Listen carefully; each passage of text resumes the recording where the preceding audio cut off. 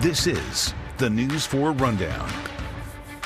Welcome in, everybody. I'm Jim Adley. It's Tuesday, December 9th, and here's a look at some of the stories we're following for you tonight. Coming up, political violence has ravaged our country, especially in recent years. Tonight, a bipartisan conversation to find common ground and keep our elected leaders safe. We're live at the Washington National Cathedral ahead of the event. Plus, stepping down, Maryland's House Speaker is making way for new leadership. The legacy she leaves behind, and who could replace the progressive Democrat. Then it's the season for holiday shopping, but have you noticed some of your packages may not be coming as quickly as you'd hoped? We'll tell you about how some flights that have been grounded could impact holiday operations.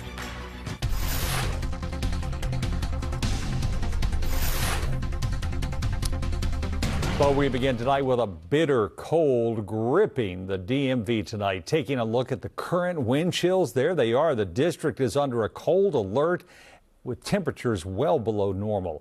And these frigid numbers are sticking around, folks. Storm Team 4 Chief Meteorologist Doug Kammerer has more on that. Doug? Yeah, Jim, it even started cold, and not just cold, but frigid cold for early December. I mean, look at these numbers this morning. 10 in Frederick, 20 in D.C. That is way below average. 13 in Dulles. Look at the highs today. We didn't even warm up all that much. 30 degrees in Hagerstown, 33 D.C., 34 in Quantico. Our average high is 51. We were nowhere near that today. The one thing I'm looking at now, we're tracking our next storm system, and we've got some rather breezy conditions out there. We're looking at the next storm well back to the west. Here it is right here, bringing snow to Minneapolis, bringing snow to rain in Chicago, and we will be on the warmer side of this. As cold as it was today, I'm predicting rain showers tomorrow as temperatures climb into the upper 30s to lower 40s. So your weather headlines: warmer, a chance of a shower tomorrow. Not a big chance, but something we're going to be watching for. Blustery and cold on Thursday. The cold weather moves back in, and that sets us up for some snow chance on Friday, as well as some possible snow on Sunday. A lot to talk about in that 10-day forecast. I've got it for you coming up in just a bit. All right, we'll see you then. Doug, thank you. In a moment of deep division in our country, a rare bipartisan event focused on the threat of political violence is taking place in Washington tonight. It's happening at the Washington National Cathedral and part of NBC's Finding Common Ground initiative, moderated by Today Show's Savannah Guthrie. Our News 4 team has reported on the spike in political violence over the last couple of years, and our investigative reporter Ted Oberg joins us live with more on tonight's discussion, lowering the temperature on this very cold night. Ted?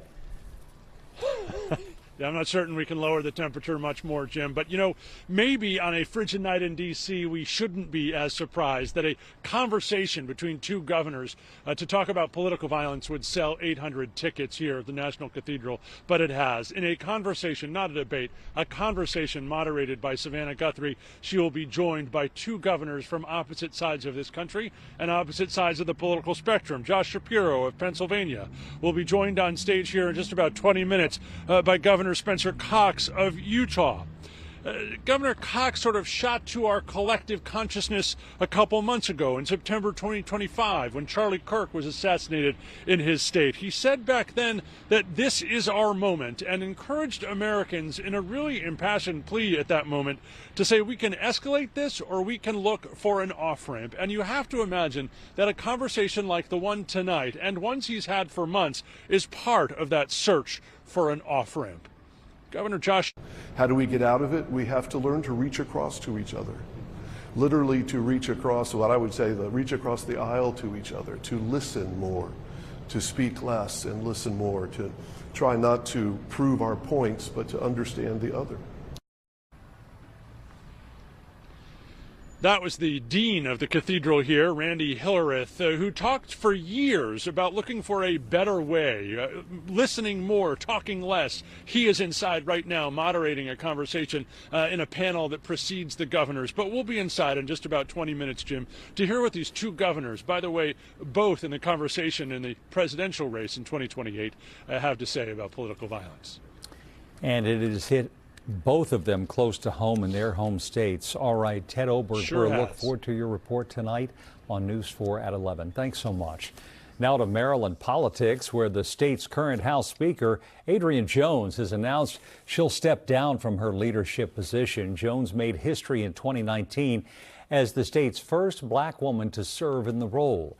She'll remain as a delegate representing District 10. The House is scheduled to meet next Tuesday to nominate a new speaker. Our Erica Gonzalez sat down with a reporter from our news partners, The Banner, to discuss who could step into this role. For the last 6 years, Adrienne Jones has made her mark on state politics in Maryland as Speaker of the House and beyond that before this particular job. But now that the progressive Dem is stepping down, Maryland will need a new voice to serve as Speaker of the House. Pamela Wood is a reporter with The Banner, our news partners, and has covered Jones extensively. Pamela, thank you so much for being with us. Before we get into the obvious question of what's next, let's talk a little bit about some of the biggest wins that Jones hangs her hat on. Thank you so much for having me. Outgoing House of Delegates Speaker Adrienne Jones made history, when she was elected to that position in 2019. She was the first woman. She was the first person of color in the position. It had, in the entirety of Maryland's history, been all white men. Now, that wasn't all that she did. Of course, she had policy wins. She nurtured a new generation of leaders who are now stepping forward. She, among other things, created a state office of equity that is getting off the ground. And she really guided everything that the House of Delegates has done in the last 6 years. Jones was the first woman, as you mentioned, and first person of color to preside over the Maryland General Assembly. And you touched on it briefly there, but can we talk a little bit more about the generational impact that she's had? Speaker Jones really has a lot of accomplishments in her 6 years in office. And even before that, as a delegate, she served in the House since 1997. She also worked in Baltimore County as a county official. She really led the chamber in everything they've done the last 6 years, from legalizing cannabis, enshrining abortion rights in the state constitution, and fighting back against the President Trump's administration and protecting programs here in Maryland. Obviously, then the question turns to who's next, right? You've reported Delegate Jocelyn Peña-Melnick, who represents parts of Prince George's County and Anne Arundel County, is the frontrunner to succeed Jones. She's an immigrant whose family moved to the United States from the Dominican Republic when she was a child. She would be the first Afro-Latina to serve as Maryland's Speaker of the House. Can you tell us more about her legacy and what Marylanders can expect with her in that position of power, should that in fact be the route the House of Delegates goes? Delegate Peña-Melnick really cleared the field of challengers to be the next speaker. There were multiple people who really had a shot for it, but the House of Delegates very quickly coalesced behind her. She is the chair of the Health and Government Operations Committee, and she is quite an expert on healthcare policy. And she also has been a strong advocate for immigrants' rights. As you noted, she's an immigrant herself and understands that experience growing up and her family making their mark in a new country. She's been very strong on that front, and she really has a lot of trust in her leadership. She has a reputation of listening to people on her committee, Democrats and Republicans alike, and making sure their voices are heard as policy moves forward in the General Assembly. Pamela Wood with our news partners at The Banner. Pamela, thank you. And for more of Pamela's detailed reporting on who will serve as Maryland's next Speaker of the House, head to thebanner.com. Much more to come tonight on the News4 Rundown, including one of our region's biggest stars giving back to the community.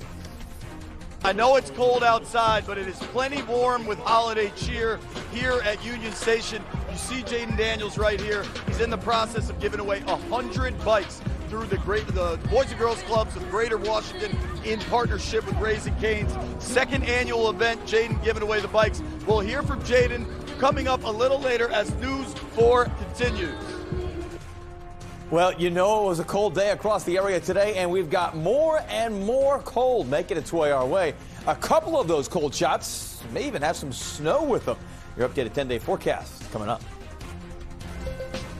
Coming up, holiday gifts can really add up. So, what about a buy now, pay later plan? We are working for you with a warning from Consumer Reports, what to watch out for, and how to make sure they don't turn into big debts. Next on News 4. It's easy to be tempted to buy now, pay later. For Pamela Reyes, it seemed like a great idea to stretch her budget. A big portion of it was just convenience, being able to split the payments so I wouldn't have to take big hits to my bank account. But as Pamela found, it's very easy to lose track of buy now, pay later loans, especially when taking out more than one at a time. The smaller ones kind of took me off because I forgot about them. If I'd been in paycheck to paycheck situation, that could have been kind of disastrous. Consumer Reports investigations have found buy now, pay later can lead to overspending and sometimes debt. People who miss buy now, pay later payments can get hit with higher than expected fees or interest. And those missed payments can even show up on your credit report. Some buy now, pay later lenders report missed or late payments to the credit bureaus, which could hurt your credit score, just like missing a credit card bill. That's why it's so important to stay on top of the loan payments. When using these services, Consumer Reports recommends you carefully select which loan you're applying for and determine if it will charge you fees or interest. Avoid taking multiple loans out at once. And if you do, try to stick with the same company so you're not managing payments from different places. Set reminders for every due date so you don't miss a payment or risk overdraft fees. And keep in mind, when it comes to making a return, it's much easier to sort those out with a credit card. But with buy now, pay later, the process can take longer and you may still be on the hook for payments until everything is resolved. As for Pamela, her experience has taught her to be extra careful with anything involving payments. If you could not afford to make the payment in one go, I would not even consider the buy now, pay later. Pamela is also on a debt management plan with the nonprofit Money Management International to reduce her credit card debt. And she says it has helped her strengthen her budgeting habits and stay away from debt she doesn't need. Back to you. Thank you, Susan. With holiday shopping and shipping kicking into high gear, this is the busiest time of the year for freight companies like UPS and FedEx. But following that deadly crash involving a UPS cargo plane in Kentucky that killed more than a dozen people last month, the FAA grounded a number of larger planes that help deliver packages. Right now, about 9% of UPS flights are grounded and about 4% of FedEx planes.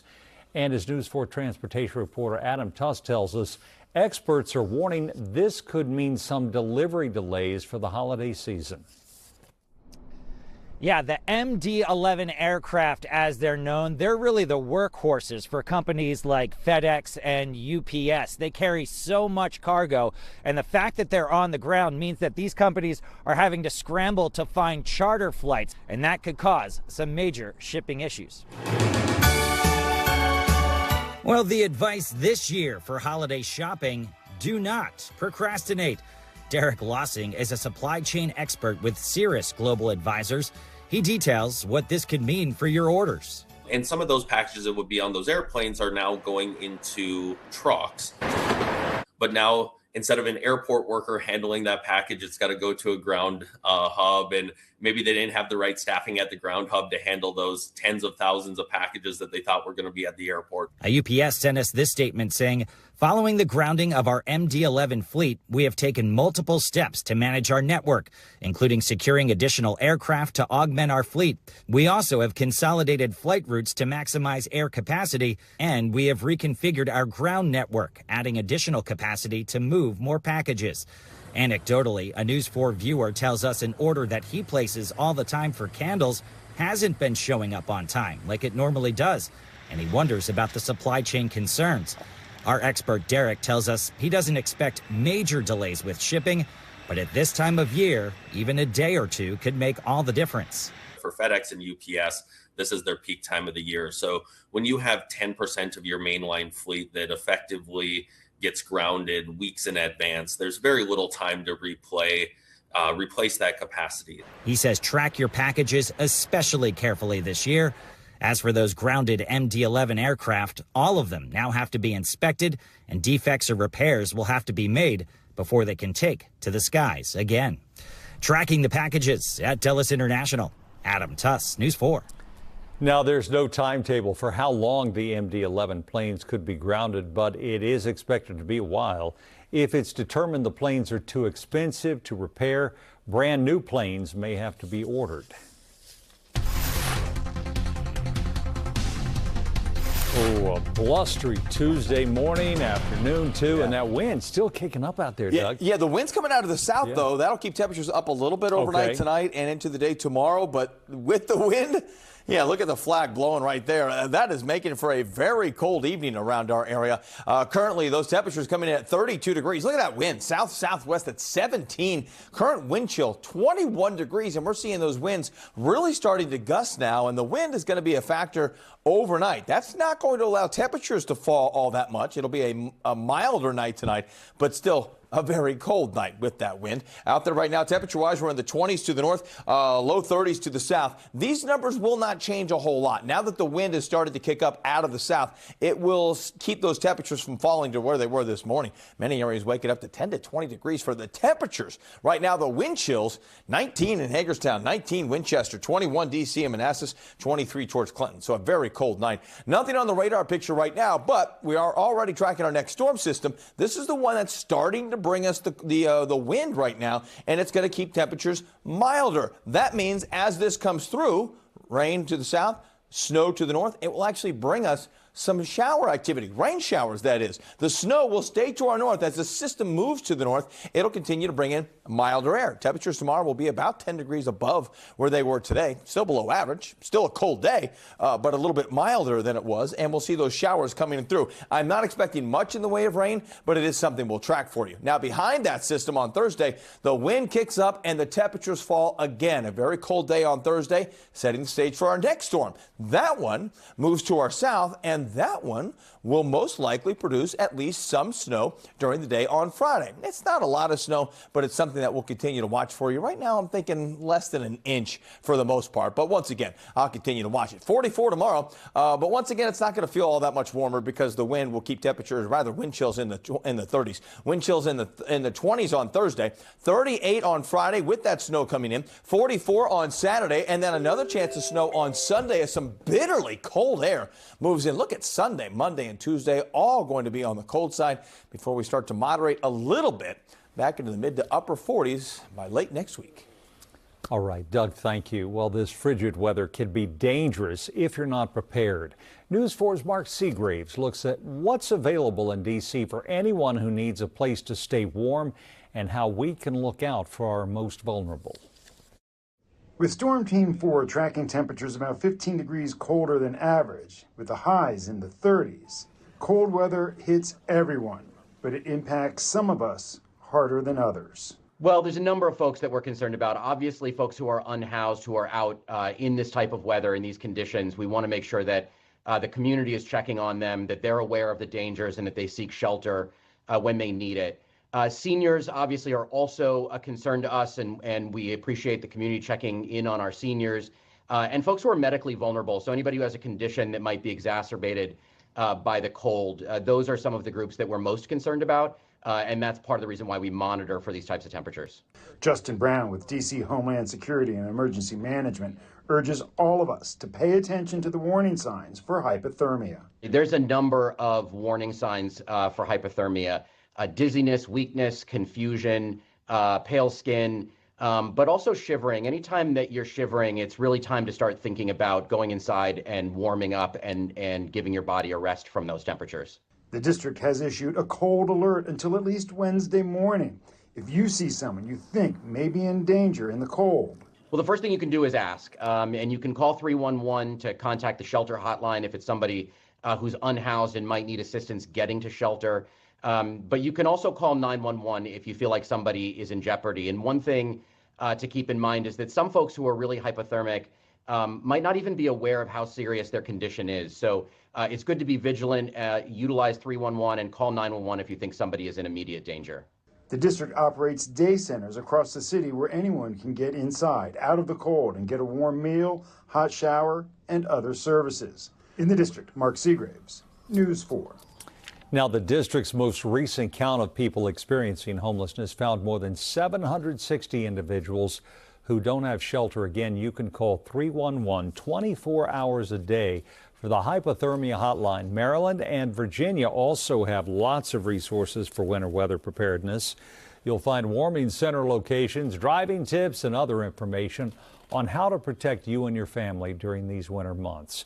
If you live in Maryland, you can visit health.maryland.gov/preparedness. For Virginians, headed to the vaemergency.gov for cold weather resources. Make sure to stay with News 4, of course, and Storm Team 4 for continuing coverage all winter weather this season. You can also download the NBC Washington app, scan the QR code on your screen.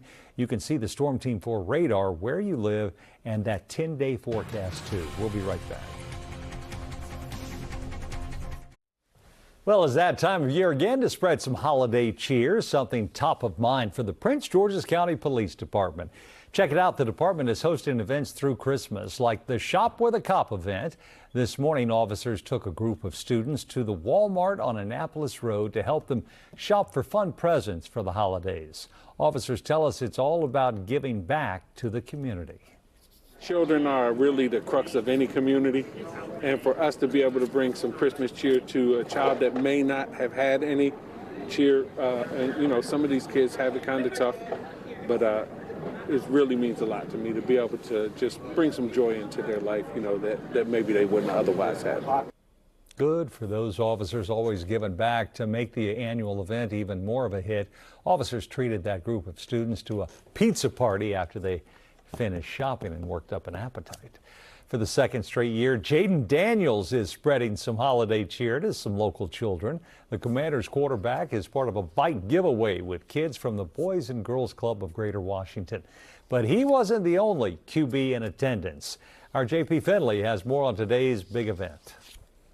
Very cool scene at Union Station in the East Hall as this man, quarterback Jaden Daniels, does his now second annual bike giveaway for Christmas. We're calling him Jaden Claus. He's giving away 100 bicycles, teamed up with Raising Cane's, working with the Boys and Girls Clubs of Greater Washington.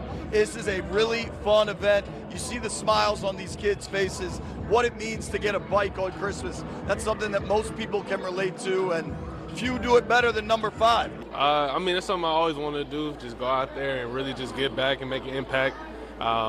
You know, get this thing started and, you know, enjoy this time with the kids. What's it like getting a new bike for Christmas? Very grateful for me. Are you a big bike rider? Yeah. Can you do any tricks or anything? I could do some tricks. How fast do you go? Like 280 miles per hour. 280 miles per hour? Yeah. It's faster than Santa's sleigh, man. What do you think of your new bike? Good. Do you want to say thank you to Jaden Daniels? Yeah. How old are you? 8. Is this your first bike? Yeah. Where are you going to ride it? At home. I hope you enjoy your bike. I hope you enjoy your Christmas. Thank you, sweetheart. Jaden Daniels, not the only star quarterback in attendance today. Terps quarterback Malik Washington on hand for the event, learning a lot from his fellow QB about giving back. What's it like for you to see a guy that wasn't in college too long ago kind of putting this event together? Yeah, it just shows that, you know, no matter where you're at in life, you're never too good to give back, and it just shows how humble and how, you know, how kind of a person that Jaden is. And what's it mean for you that Jaden reached out, wanted you to be here, be a part of his event? It means a lot, you know, as 2 young black quarterbacks in the game today, just trying to, you know, figure everything out. Being able to see him as kind of a mentor and asking some questions about, you know, the things that he just went through, the things that I'm about to be going through. Truly a special night at Union Station. You see, Jaden Claus doesn't stop. The kids want the autographs. Imagine getting a new bike and an autographed bike helmet from star quarterback Jaden Daniels. What a Christmas for these kids. Covering the Commanders in D.C., I'm JP Finley. Yeah, Jaden Claus, love that. Hey, that's going to do it for the News 4 Rundown. Be sure to join us right back here for News 4 at 11. Stay warm out there and have a great night, everybody.